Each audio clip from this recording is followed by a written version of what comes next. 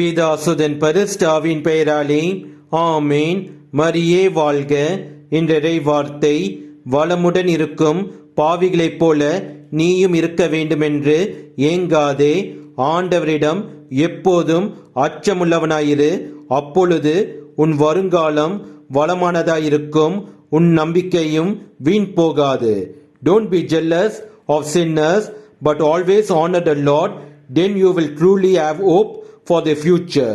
நீதிமொழிகள் அதிகாரம் 23 வசனம் 17 மற்றும் 18. நீங்கள் மற்றவர்கள் வாழ்வை பார்த்து கவலை கொள்ளாதீர்கள். அவர்கள் வாழ்க்கை உங்கள் வாழ்வுக்கு தேவையற்றது. உங்களுக்கு நம் கடவுள் இயேசு கிறிஸ்து எதை கொடுத்தாரோ அதற்கு அவருக்கு நன்றி சொல்லி மனநிறைவோடு வாழ கற்றுக்கொள்ளுங்கள். மனதை அலைப்பாய விட வேண்டாம்.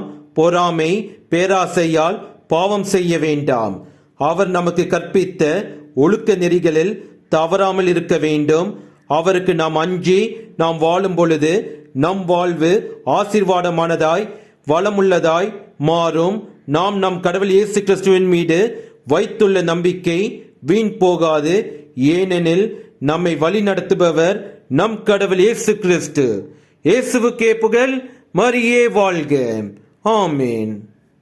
ஓ பரிசுத்த ஆவியே, என் ஆன்மாவின் ஆன்மாவே, உம்மை ஆராதனை செய்கின்றேன். இறைவா ஆராதனை செய்கின்றேன்.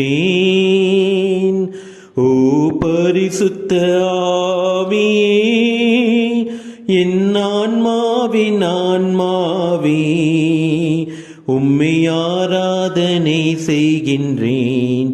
இறைவா ஆராதனை செய்கின்றேன். என்னை ஒளிரச் செய்து வழி காட்டும் புடுவழுவூட்டி என்னை தேற்றும். என் கடமை என்னவென்று காட்டும். அதை கருத்தாய் புரிந்திட தூண்டும். என்ன நேர்ந்தாலும் நன்றி துடி கூறி பணிவேன் என் இறைவா. உந்தன் திருவுளப்படி என்னை நடத்தும்.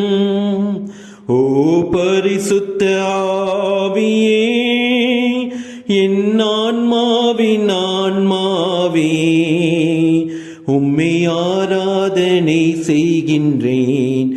இறைவா ஆராதனை செய்கின்றேன்.